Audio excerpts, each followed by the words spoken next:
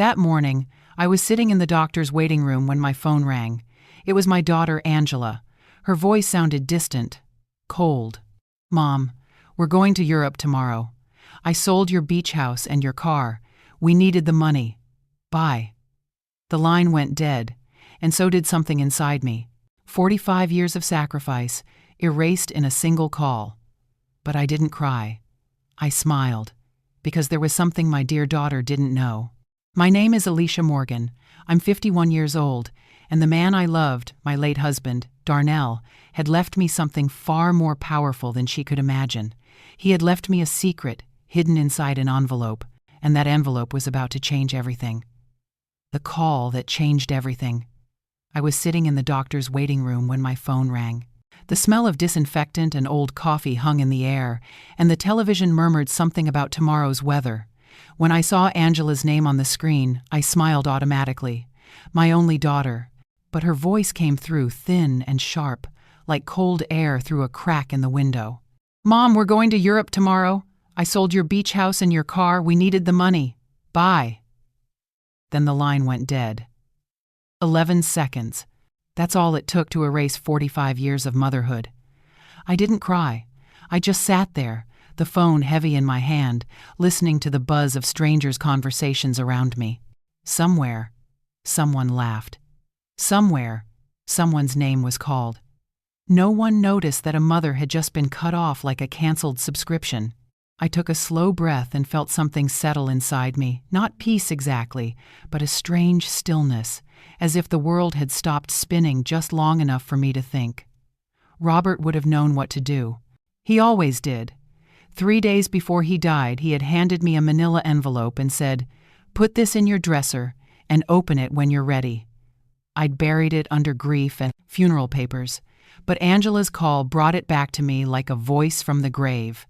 I could almost see him at the kitchen table, sorting bills, saying his favorite phrase, "Document everything." Outside, the sky had turned the color of steel. I walked to the bus stop, no car anymore, according to my daughter, and sat on the cold metal bench. A man next to me was reading numbers from a leaflet under his breath. It reminded me of Robert counting out exact change, patient and methodical. I realized then that my next steps would have to be the same, patient and methodical. Step 1, open the drawer. Step 2, read what he left me. Step 3, document everything. When I got home, the house felt hollow, like it was holding its breath. I made tea I didn't drink and went straight to the bedroom. The envelope was exactly where he'd told me to keep it, cream-colored and thick, my name written across the front in his careful handwriting. I ran my fingers over the ink, wondering how long it had been waiting for me. I didn't open it yet. I sat on the edge of the bed, shoes still on, staring at the curtains. Angela's words replayed in my mind. "We needed the money. Not I love you. Not are you all right. Just we needed the money." Need had always been her excuse for taking more than was hers. I took out my old planner and wrote the first entry I'd made in months. Angela sold the house and truck. Must verify paperwork. Check bank Monday. Writing it down made it real, but it also made it manageable. Order was my armor. That night I lay awake remembering the morning. Robert died, the smell of toast, the clink of his coffee cup, the warmth of his hand over mine. "Good morning, my love." His last words. I had survived that day. I could survive this one too. When the sun rose, I finally opened the envelope. Inside were documents I didn't recognize, property deeds, certificates, bank letters, and a handwritten note from Robert. "My dear Antonia, I'm reading this. I'm gone. Forgive the secrecy. I invested what we saved. You are safe, my love. Everything is in your name." I read it twice, then a third time. My husband, the quiet bus driver, had been building something behind the scenes, an invisible shield around our lives. One document listed a company called Robert Investments Incorporated, and 7 properties, one of them the building where Angela and Edward lived. I laughed once, a dry sound that startled me. My simple life had been anything but simple. Robert had protected me from worry, and in doing so, had protected me from Angela too. I spread the papers across the bed, making neat piles the way I used to grade homework, and began to take notes in the margins, color-coded tabs, arrows, questions. The smallest act of order steadied my hands. By afternoon, I had a plan. I would see Mr. Peterson, the lawyer who handled Robert's will. I would show him everything. I would learn the truth behind every signature. When he called later that day to check on me, a coincidence, or maybe fate, I told him I'd come by soon. After we hung up, I wrote another note in my planner and drew a small star beside it. Robert used to say stars were promises, little lights that keep you moving when the road disappears. That evening, I sat on the porch with my untouched tea, watching the sun fade over the roofs of the neighborhood. Somewhere across the ocean, Angela was probably packing expensive clothes bought with money she hadn't earned. I should have been angry. Instead, I felt awake for the first time in months. What began with a phone call was already becoming something larger. A paper trail. A reckoning. A quiet education in what love protects when trust fails. By morning, I would be sitting across from Mr. Peterson with the envelope on his desk between us. And what he would find inside would prove that my daughter hadn't just sold a house. She'd sold something she never truly owned. The ledger of truth. The next morning, I dressed with purpose for the first time in months. I chose my navy blue coat, the one Robert always said made me look confident. I packed the envelope into my bag, careful not to bend its corners. When I stepped outside, the air was crisp and sharp with the scent of rain. Every sound, the hum of traffic, the click of my shoes on the pavement felt amplified, like the world had been waiting for me to notice it again. Mr. Peterson's office was downtown, in an old building with marble floors and tall windows, the kind of place where everything echoed a little too much. He greeted me at the door, the same way he had after Robert's funeral, with a kind smile and a professional calm that felt like shelter. "Mrs. Brooks, it's good to see you. How have you been?" "I've had better weeks," I said softly, placing the envelope on his desk. "I found something my husband left me. I think it's important." He opened the envelope, spreading the documents out in front of him.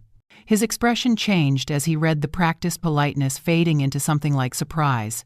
He adjusted his glasses, then looked up at me. "Mrs. Brooks, these are significant. Your husband wasn't just careful, he was strategic. He put everything in your name." "I didn't even know about half of this," I admitted. "Few people do," he said. "Robert must have wanted to protect you from any financial risk, or perhaps from other people's interest." Other people. I knew exactly who he meant. Angela had always been curious about our savings, asking questions that sounded like concern but carried calculation beneath. "You're sure everything is legal?" I asked. "Completely," Mr. Peterson said. "Robert Investments Incorporated is a holding company. You are its sole shareholder and beneficiary. You own several properties, including one that may surprise you." "The apartment building on Mayfield Avenue," I said. His eyebrows lifted. "So, you knew?"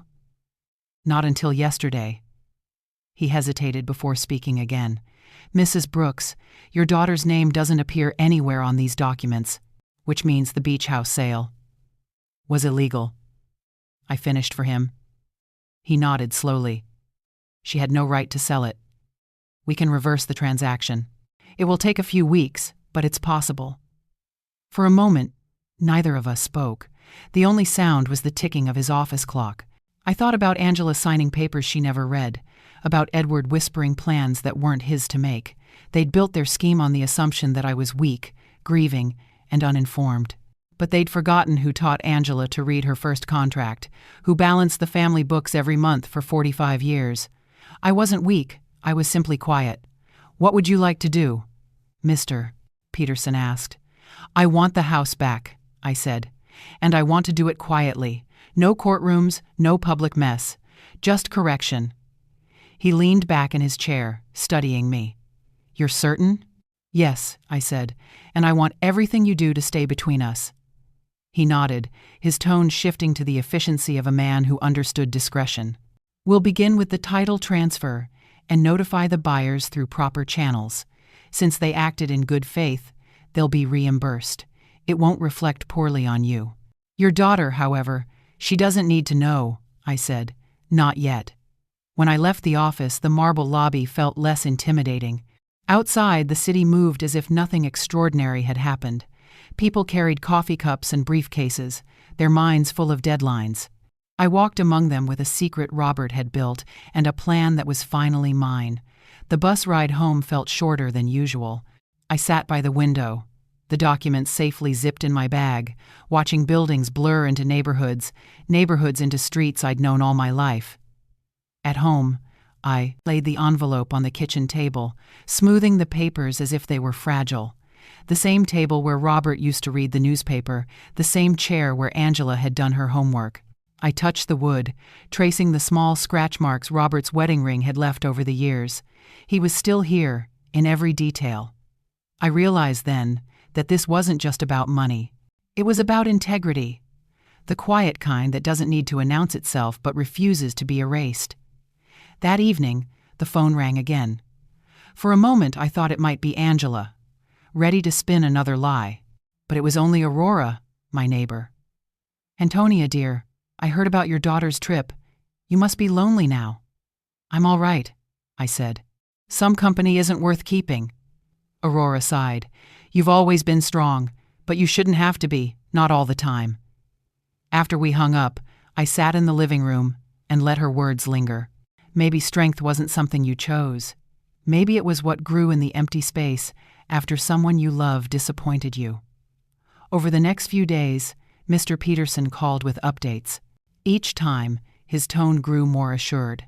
"Everything's moving smoothly, Mrs. Brooks. The property transfer is under review. You'll regain ownership soon." Every call felt like another stone being lifted off my chest. I began to keep a small notebook by my bedside, a record of every step, every call, every document. If grief had taught me anything, it was that memory can't always be trusted, but paper can. On the cover, I wrote 3 words in block letters: "The Ledger of Truth." I still hadn't heard from Angela. No messages, no apologies, only silence. Perhaps she thought distance would keep her guilt quiet, or perhaps she believed I had no means to fight back. Either way, she was wrong. That night, I opened Robert's letter again, tracing his signature with my fingertip. "You are safe, my love." The promise was simple, but it carried a challenge. Safety isn't just given, it has to be claimed. I poured myself a cup of tea and stood by the window, watching the streetlights flicker on. For the first time since Robert's death, I didn't feel like a woman waiting for life to happen to her. I felt like someone about to write her own next chapter, because now I knew the truth. And the truth, once you hold it in your hands, becomes its own kind of weapon. Tomorrow, I would begin to use it. The first boundary. The morning after Mr. Peterson's call, I woke before sunrise. The house was still. The kind of stillness that makes you hear your own breathing. I made coffee the way Robert used to, 2 spoonfuls, no sugar, and carried the cup to the kitchen table where the documents lay. The pages were neatly stacked, clipped, and labeled "Now." In front of them I placed my notebook. The Ledger of Truth. I had begun to write everything down: the time of every call, every receipt, every note from Mr. Peterson. If Angela had treated me like someone too old to understand how the world worked, then she was about to learn that I understood it very well. By mid-morning I called the bank. The clerk on the other end sounded young, polite, and slightly impatient, the way people sound when they think they're explaining something to a grandmother. I asked about the transfers linked to the beach house sale. She told me the funds had been wired to an account in Edward's name, not mine, using a power of attorney dated 6 months earlier. My throat tightened. I remembered the week after Robert's funeral, Angela sitting at this same table, a neat pile of papers between us. "Just sign, Mom," she'd said. "It's all for the inheritance processing." I'd signed them without reading, my eyes too swollen with grief to focus on the words. That's how she'd done it. After the call, I sat perfectly still. Not angry, not even shocked, just clear. I opened my notebook and wrote, "Never sign anything," again without reading every word. First boundary, writing it down made it real. The act of defining the line was the first step in taking my life back. That afternoon, I visited the local police station. I didn't want to press charges, not yet, but I wanted the facts recorded. The officer on duty, a middle-aged woman with kind eyes, listened as I explained the situation. She nodded, taking notes. "You're doing the right thing," she said. "Documentation protects you later." Those words echoed Robert's mantra, "Document everything." As she stamped the incident report and slid it across the counter, I felt something shift inside me. This was more than a report, it was proof that I existed in this story, not as a victim, but as a witness gathering evidence. When I got home, the late afternoon sun was pouring through the kitchen window, turning the papers gold. I stood there a moment, looking at the dust floating in the light. For years, I'd lived thinking my role was to support, to cook, to clean, to make sure everyone else had what they needed.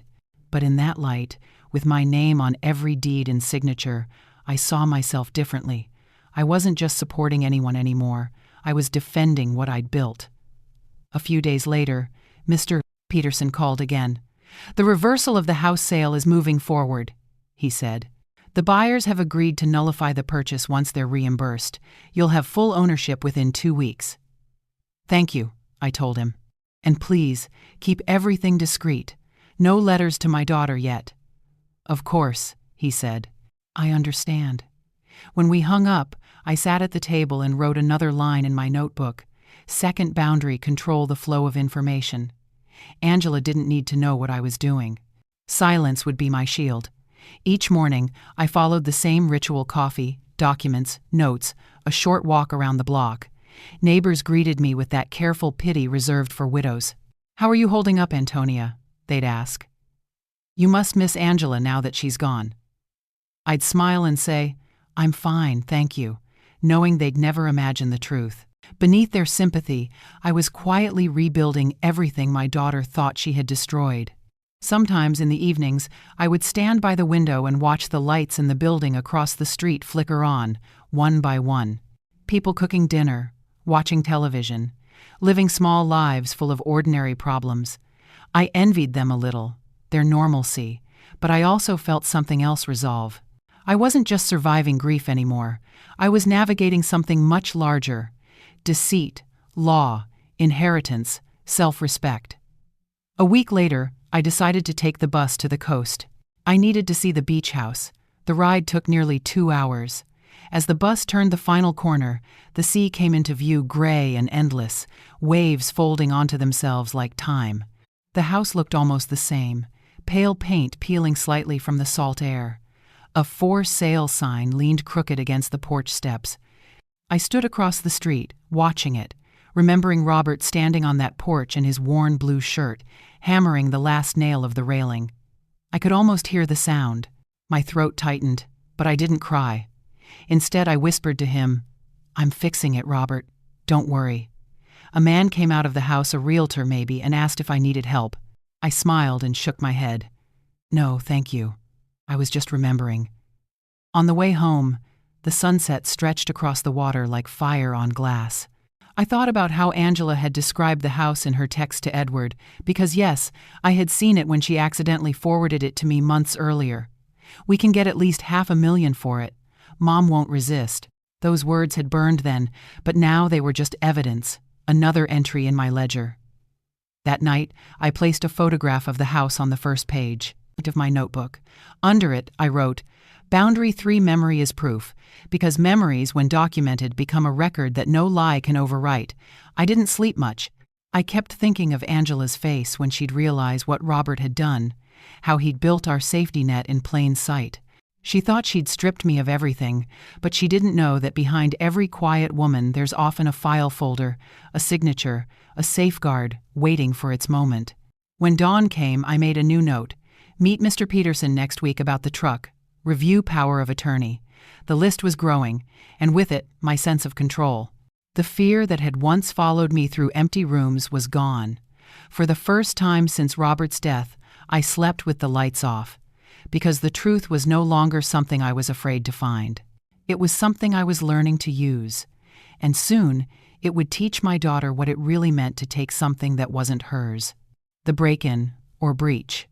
A week later, the first sign of the breach arrived not through the door, but through the mail slot. A thick envelope with no return address landed on my hallway floor with a dull sound that made my stomach twist. Inside was a bank notice, formal, cold, and efficient. It listed an overdraft on an account I had never opened, followed by my name printed neatly across the top. My hands trembled slightly as I read it. The amount wasn't huge, but it was enough to tell me that Angela, or perhaps Edward, had found another way to use what wasn't theirs. I sat down at the kitchen table, smoothing the letter flat with my palm. The sound of paper against wood was the only thing in the room. I could almost hear Robert whispering what he always said: "Check the numbers before you check your emotions." I did. The account number didn't match any in my files, but the signature at the bottom of the form was mine, or at least someone's version of it, forged. I called the bank immediately. The voice on the other end belonged to a man who sounded barely 30, careful and polite. I told him I'd never authorized that account. He paused, asked for my identification details, then said something that made me grip the phone tighter. "According to our records, Mrs. Brooks, your daughter has power of attorney for all financial matters. She's listed as your representative." I closed my eyes, and for a moment I could almost see her sitting across from me after the funeral, sliding those papers across the table. "It's just for the will, Mom. You won't have to deal with any of the bank stuff." And me, blind with grief, signing wherever she pointed. I thanked the man politely and hung up. I sat in silence for a long time. Betrayal doesn't come with sound. It comes with paperwork. When I finally stood up, I took my notebook and added a new line under the date. Angela used power of attorney to open fraudulent accounts. Contact Mr. Peterson. Revoke authorization immediately. Then I poured myself a glass of water and drank it slowly, forcing each swallow to steady my breathing. By afternoon, I was sitting across from Mr. Peterson again, the bank letter between us. He read it once, then again, then looked at me with quiet disbelief. "This is more serious than I thought," he said. "But we can fix it. The law is on your side." "I don't want her arrested," I said. "Not yet." He nodded. "Then we'll focus on protection. We'll file a revocation notice for the power of attorney and send certified copies to every bank. That will cut off her access immediately." "Do it quietly," I said. "She can't know what I'm preparing." He smiled faintly. "You remind me of your husband, always 2 steps ahead." Leaving his office, I felt lighter. The street outside looked sharper, clearer, as if the air itself had turned transparent. I stopped at a bakery on the corner and bought a small loaf of bread. Something simple but warm. Small victories deserve small comforts. That evening, as I sliced the bread, I thought about boundaries. I had drawn my first one when I decided to read every document. The second, when I began recording everything. This was the third, cutting off access. Boundaries, I realized, aren't walls to keep others out. They're lines that remind you where you stand. The next morning, I woke to the sound of rain tapping the windows. The world looked clean, rinsed. I made coffee, checked the clock, and waited for the phone to ring. It didn't take long. "Mom." Angela's voice was sharp, almost panicked. "Did you close my access to the accounts?" I took a slow breath before answering. I adjusted a few things. It was necessary. "You can't do that," she snapped. "I was handling everything for you." "No, Angela," I said gently. "You were handling everything for yourself." There was a pause on the line. I could almost hear her thinking, searching for the right manipulation. "You're confused, Mom. Edward said you'd start forgetting things. You can't just—" I stopped her there. "I'm not confused, Angela. I've just been reading." Silence. A long, brittle silence. Then she hung up. I stared at the phone for a while, then wrote the time and date in my notebook. Evidence of the first confrontation. It hadn't been loud, but it didn't need to be. I had learned that calm was the most powerful form of defiance. Over the next few days, I heard nothing. No calls, no messages, just the quiet hum of the refrigerator and the occasional patter of rain. It was peaceful in a strange way, but peace doesn't last when guilt starts to panic. On the 4th day, I found a new letter in my mailbox. This time, it wasn't from the bank, it was from a real estate agency. An urgent notice of interest. requesting confirmation about the possible sale of another property under my name. Angela was trying again.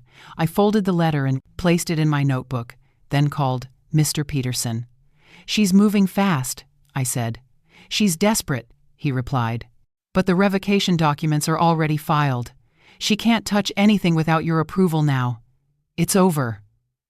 "No," I said. "It's just beginning." That night, I sat by the window watching lightning flicker far out at sea. The world outside was dark and alive. I thought of Robert, of how quietly he had built this web of protection, never telling me because he didn't want me to worry. And now here I was, pulling the same silent strings he once did. I realized something: then Robert had trusted me to be strong when the time came. And the time had come. I turned off the lights, the house bathed in shadow, and whispered the words I used to tell Angela when she was little and afraid of the dark. "The light is still there, even when you can't see it." Only now, I wasn't saying it for her, I was saying it for me. Tomorrow, I would go to the coast again, not to remember, to reclaim. Because the breach had happened, yes, but the damage could still be undone. And this time, I would be the one holding the pen. The ally and the plan. The morning I decided to fight back felt ordinary. The kettle whistled, the light slipped through the kitchen curtains, and the smell of toast filled the air. Nothing about it looked like the beginning of a plan, but that's how change starts quietly, disguised as routine. After breakfast, I went through my notebook. Each page was now filled with dates, account numbers, phone logs, signatures, and notes in Robert's old fountain pen ink. I'd copied his handwriting without realizing it: steady, deliberate, precise. On the top of a fresh page, I wrote 2 words: Operation Balance. At 10 o'clock sharp, I met Mr. Peterson again. His office smelled of old paper and lemon polish, a scent that always reminded me of Robert's study. He gestured toward the chair opposite him. "You said you wanted to discuss a longer-term strategy." "Yes," I said. "I don't want just to recover what's mine. I want to secure it." He nodded, listening the way only seasoned lawyers know how without interruption. I placed a small pile of envelopes on his desk.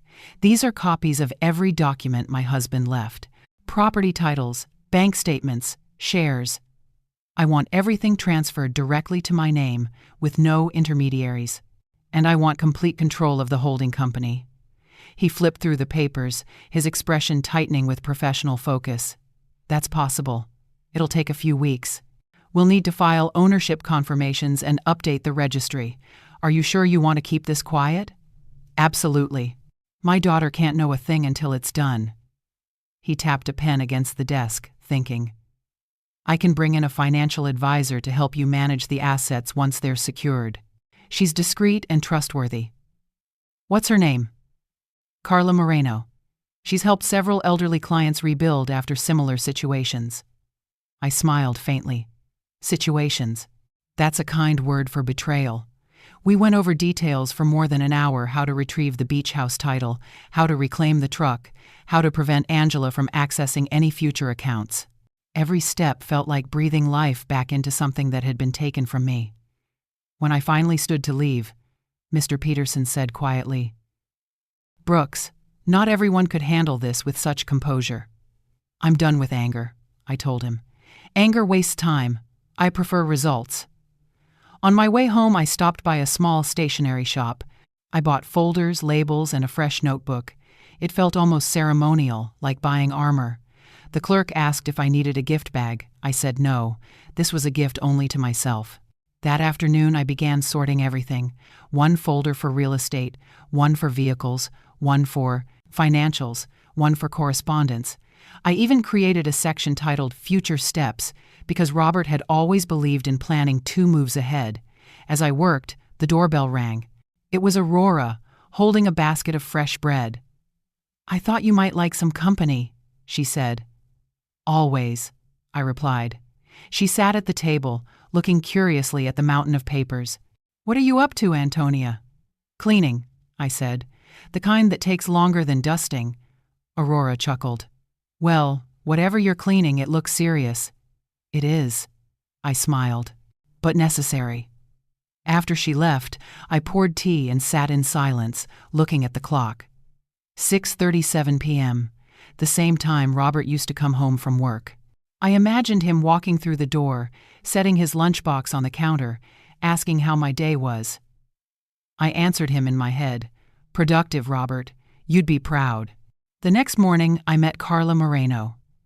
She was younger than I expected, mid-30s. Sharp eyes, calm voice. The kind of person who could balance empathy with numbers. She reviewed the papers I'd brought and nodded approvingly. "Mr. Peterson briefed me," she said. "Your husband was remarkably careful. And you're even more so." "I'm just continuing what he started," I replied. She smiled. "Then let's make sure no one ever takes advantage of that work again." We spent hours cross-checking account histories. She pointed out hidden transactions, small withdrawals, micro-transfers that Edward had probably initiated to test access. She documented everything, compiling it into a report thick enough to weigh down the corner of my table. Watching her work was strangely comforting. Here was another ally, another professional who treated my life not as a tragedy but as a solvable problem. By late afternoon, my mind was buzzing with figures and timelines, but beneath the exhaustion there was something steadier. Control. I wasn't chasing answers anymore. I was shaping them. That night, I sat at the kitchen table under the soft light of the old lamp and looked over the list Mr. Peterson had given me. Nullify fraudulent sales, reclaim legal ownership, secure corporate shares, freeze all old accounts, open new accounts in my sole name. Each item had a checkbox beside it. One by one, I planned to fill them. Before going to bed, I opened my notebook and wrote a line at the bottom of the page. A boundary becomes freedom when you protect it long enough. For the first time, I slept deeply. No phone calls, no restless dreams, just the steady hum of rain outside the window and the knowledge that I wasn't alone anymore. When I woke, the world felt lighter.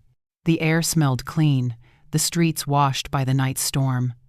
I made coffee, opened the curtains, and watched sunlight spill over the documents on the table. Each paper reflected a sliver of light, as if Robert himself had left tiny beacons inside them. Angela still hadn't called, but she would. And when she did, I would be ready. Because now I had allies. I had a plan, and I had finally remembered who I was before anyone tried to make me smaller. Tomorrow would bring the next test. I could feel it coming, quiet and certain, like the tide returning to claim the shore. The institutional test. The first real test came at the registry office. Bureaucracy has a particular smell: paper dust, metal drawers, faint coffee, and as I stood in line that morning, clutching a folder of documents, I could feel how much power lived in these ordinary halls. The women ahead of me were paying property taxes, renewing deeds, updating names, all small acts of permanence. I wasn't there for routine. I was there to take my life back, officially. When my turn came, I stepped up to the counter. The clerk was a woman in her 50s with tidy hair and a neutral tone that could slice through excuses. "Reason for visit?" she asked. "I need to reinstate ownership of a 4. I need to reinstate ownership of a Brown. Property sold under false authorization." Her eyebrows lifted slightly. "Do you have documentation?" I handed over the folder: Robert's deeds, Mr. Peterson's letters, the revocation papers. She began typing, the clack of her keyboard sharp and steady. I could see the reflection of the screen in her glasses, my name, the property address, the flagged transaction. She stopped typing and looked up. "According to our records, this property was sold 3 months ago." "I'm aware," I said, "without my consent." She studied me for a moment. "You'll need to file a fraud report and a reversal petition. There's a fee, and it may take several weeks." "I'm not in a hurry," I said. "I'm only here to make sure the truth is recorded." That line must have struck something in her. Her tone softened. "You'd be surprised how many people come here after someone close takes advantage of them," she said quietly. "It's more common than anyone admits." I'm starting to realize that. When I left the office, the stamped receipt in my hand felt heavier than paper. It was proof that my story now existed inside the system. A case number, a record, something that could not be erased by charm or excuses. Outside, I called Mr. Peterson to confirm the filing.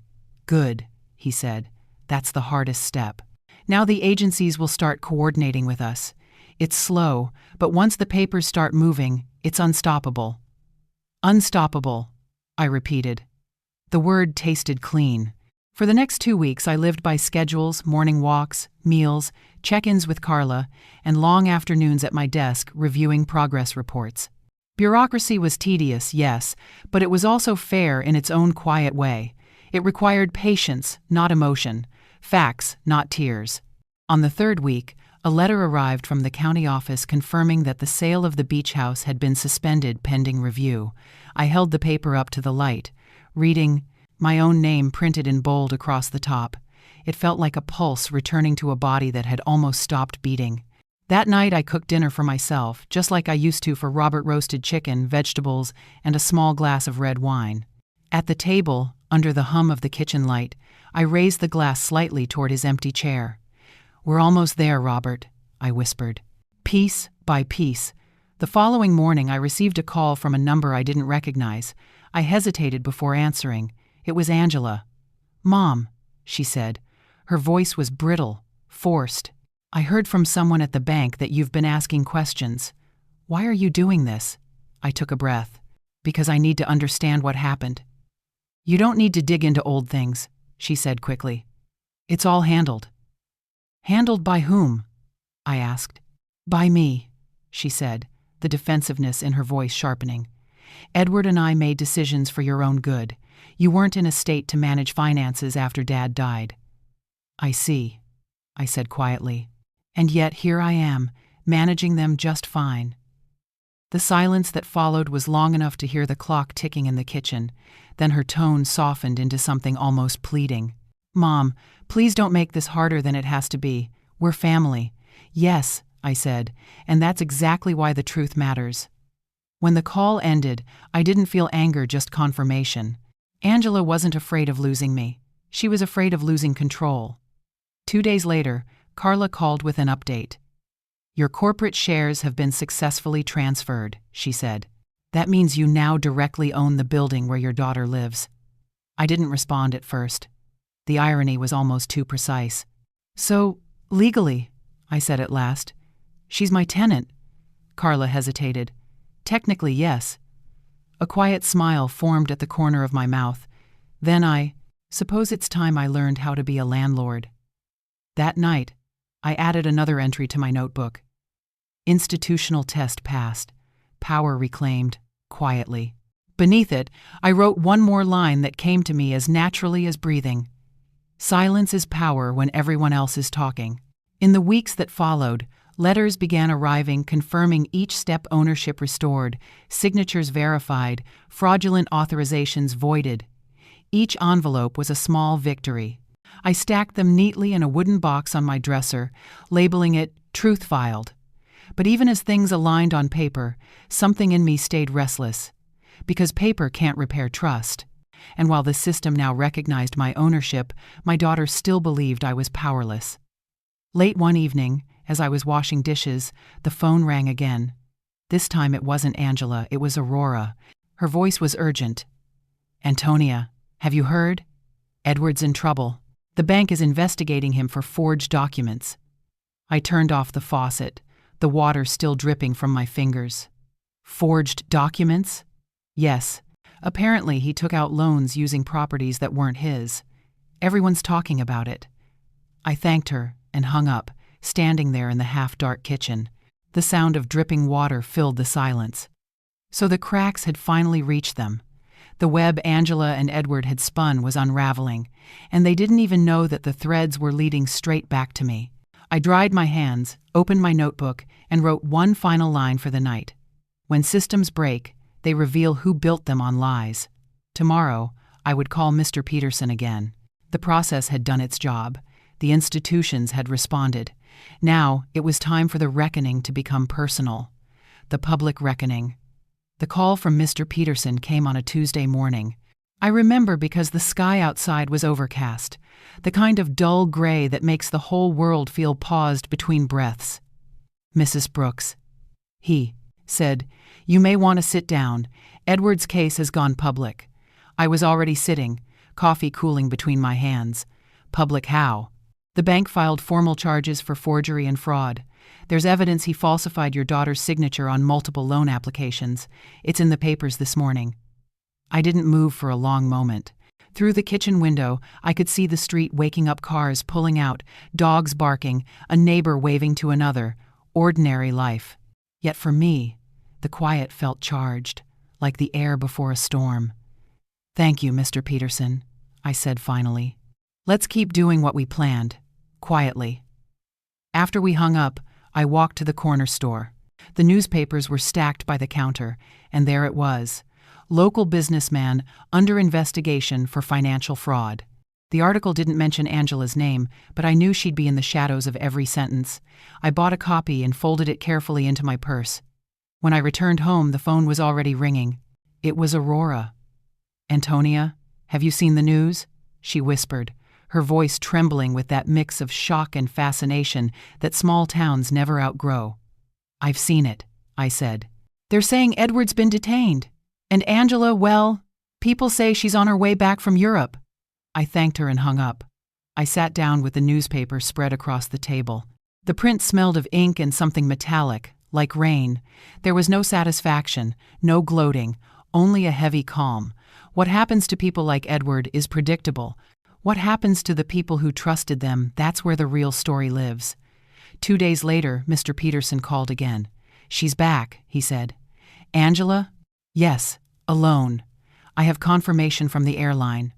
I looked at the clock. 10:12 a.m. It had been 4 months since the day she called to tell me she'd sold my house. "Then it's time," I said. That afternoon, I signed the eviction notice. The building, the one Robert had quietly purchased years ago, was legally mine. The letter was formal, unyielding, written on company letterhead, Robert Investments Incorporated.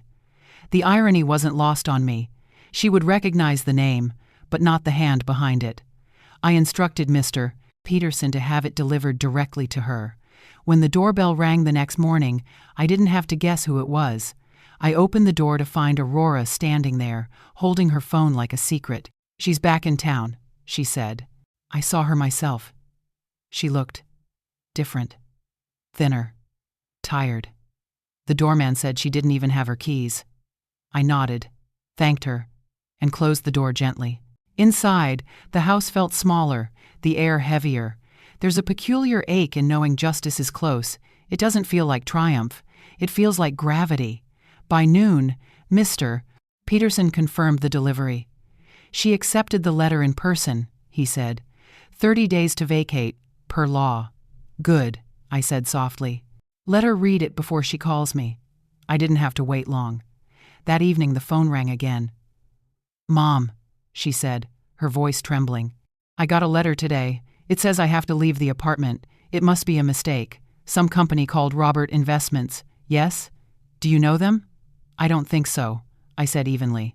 "What does the letter say exactly?" "That I'm being evicted. But that can't be right. I paid my rent every month." I took a breath. "Maybe you should call the company and ask." "I did," she said quickly, "but they wouldn't tell me anything, just that the owner had changed and that all tenants are under review." "Mom, I don't know what's happening. Edward is gone, I have debts I can't pay, and now I might lose the apartment."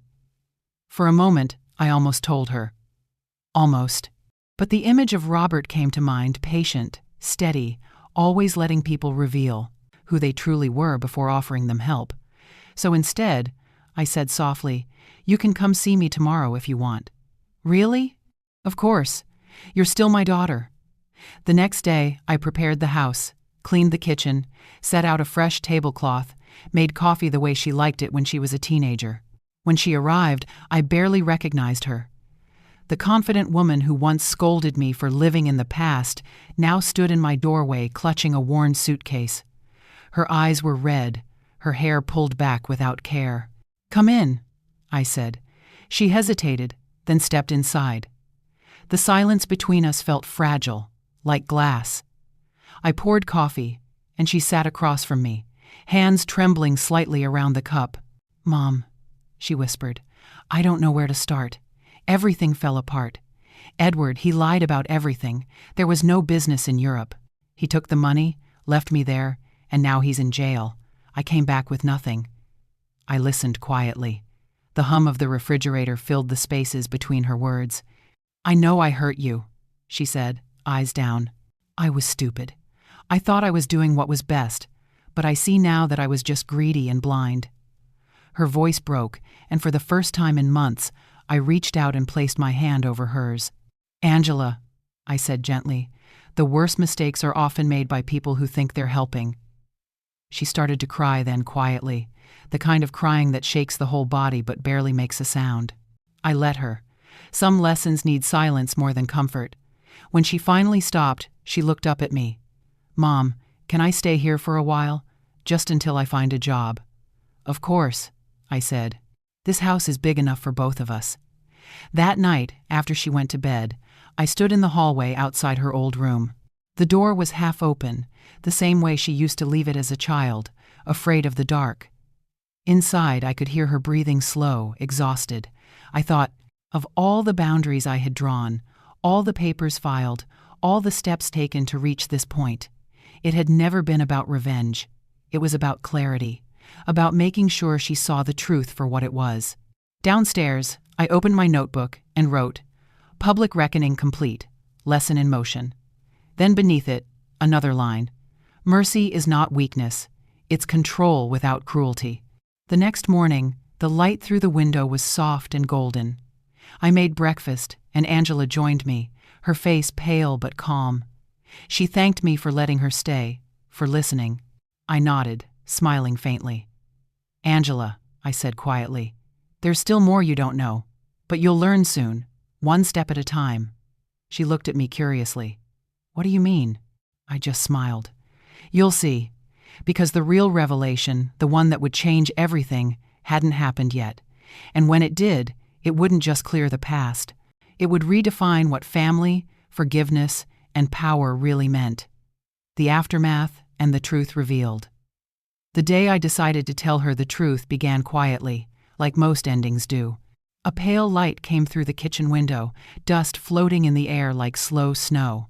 Angela was already awake, sitting at the table with a cup of coffee, her hair pulled into a loose bun, her eyes still swollen from sleep. For the first time in months, she looked still. Morning, I said. She smiled faintly. I made coffee. I sat across from her, noticing how careful she was now with her words, her tone, even her movements. The arrogance that once filled the space between us was gone, replaced by something gentler. Guilt can do that. It reshapes people quietly. I had spent the night thinking, turning the pages of my notebook, reading every entry like a diary of someone I used to be. The evidence, the signatures, the dates they had done their job. Now the lesson had to end. Angela, I said softly, there's something I want to show you. She looked up, curious. What is it? Get dressed. We're going to see Mr. Peterson. She frowned, but didn't argue. On the drive downtown, she was quiet, hands folded in her lap.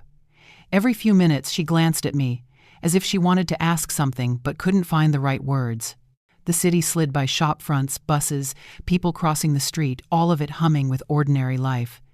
It struck me how small our private tragedies are compared to the noise of the world. Mr. Peterson was waiting when we arrived, his desk covered in neatly stacked folders. Mrs. Brooks. Miss Brooks, he greeted, gesturing for us to sit. I could feel Angela tense beside me. She probably thought I'd brought her here to sign more bad news. Mr. Peterson, I said, you can start. He nodded and opened the first folder, sliding it toward her. Miss Brooks, these are the legal documents confirming that you are no longer responsible for any of the debts created under Edward's name. The court accepted the evidence of fraud. You are free of liability. Angela stared at the papers as if they might vanish. I don't understand, she whispered. Who paid for all of this? Mr. Peterson looked at me. I did, I said. She turned slowly. You? But how? You don't have... I cut her off gently. That's what you thought.